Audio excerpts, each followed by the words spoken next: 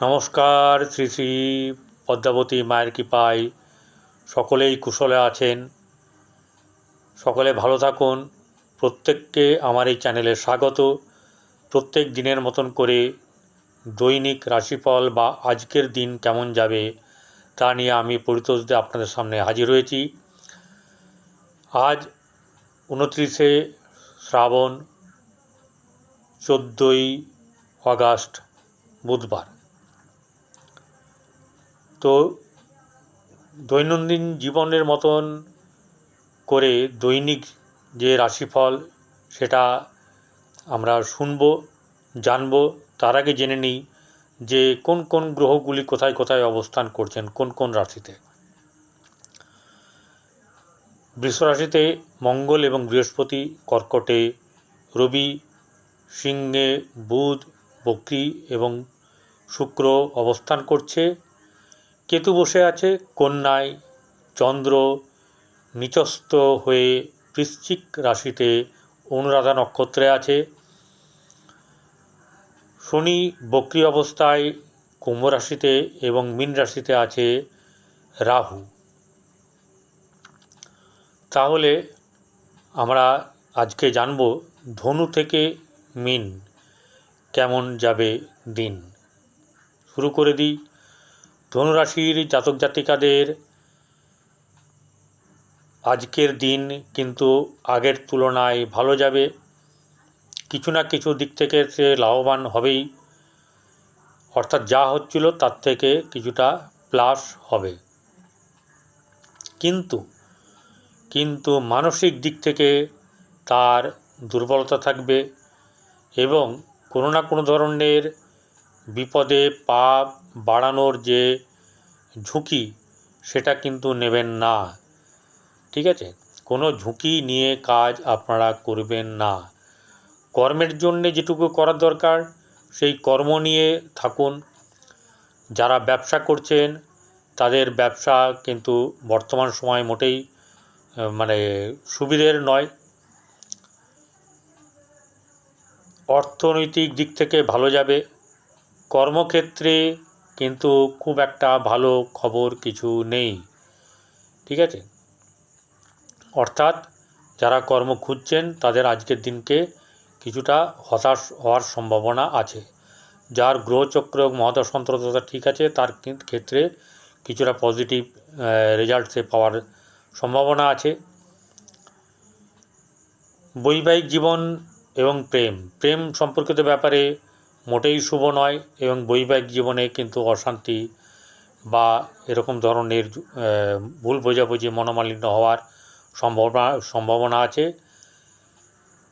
যেটা হচ্ছে গিয়ে এবারে সন্তানের দিক থেকেও কিন্তু ভালো খবর নেই। চলে আসি এবারে মকর রাশি। মকর রাশির জাতক জাতিকাদের আর্থিক দিক ভালো হলেও তাদের মানসিক দিক থেকে কিছু না কিছু সমস্যা থাকবে। বিশেষ করে মায়ের শারীরিক দিক থেকে একটা কিছু ডিস্টার্ব দেওয়ার ব্যাপার আছে। মাকে নিয়ে চিন্তার ব্যাপার আছে। নিজের মন ঠিক থাকবে না। মানসিক দিক থেকে কিছু না কিছু আপনাদের সমস্যার কারণে আপনাদের যে হওয়া কাজ বা কাজে মন দেওয়া ঠিক করে সেই ব্যাপারগুলোতে কিন্তু কিছু না কিছু ডিস্টার্ব হবেই। আর্থিক দিক ভালো, কিন্তু ব্যবসার দিক ভালো না। কর্মক্ষেত্রে কিছু সমস্যা থাকবেই, যার জন্যে সুফল পাওয়া বা একটা কর্মের পরিণতি, ভালো ফলাফল পাওয়া সেটা কিন্তু হবে না। প্রেমের ক্ষেত্রে একদমই ভালো না এবং বৈবাহিক জীবন তো মোটেই ভালো নয়। সন্তানের দিক বরং কিছুটা ভালো। চলে আসি এবারে কুম্ভ রাশি।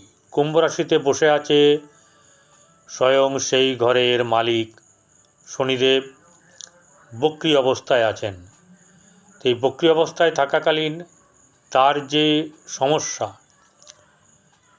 সেই সমস্যাটা কিন্তু বেশ একটু ভালো রকম থাকবে। কারণ এখানে যাদের রাশি তাদের 7.5 চলছে, মকরেরও চলছে কিন্তু শেষ জায়গায়। এখানে 7.5 কিন্তু মধ্য গগনে। এই নিয়ে আমি বিস্তৃত একটা ভিডিও নিয়ে আসছি কুম্ভ রাশির।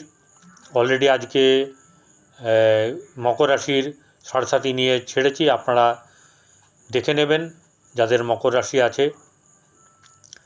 কুম্ভ রাশিটা 1-2 দিনের মধ্যে এই ভিডিও আমি নিয়ে আসব। যেটা হচ্ছে যে তাদের স্কোপ আছে কিন্তু স্কোপগুলো ফলপ্রসূ হবে না, কারণ দ্বিতীয় বসে আছে রাহু। যে ঘরে বসে আছে সেটা হচ্ছে দ্বৈত ভাব, সেখানে কিন্তু ডুয়েল সাইন।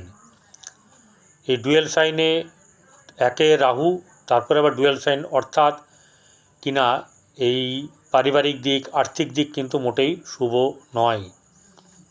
কোনো না কোনো দিক থেকে অর্থ এলেও আবার সেটা কীরকম করে বেরিয়ে যাবে চিন্তাভাবনার আগেই, সেটা কিন্তু আপনি পূর্বে ভাবতে পারবেন না, আপনার কল্পনার অতীত।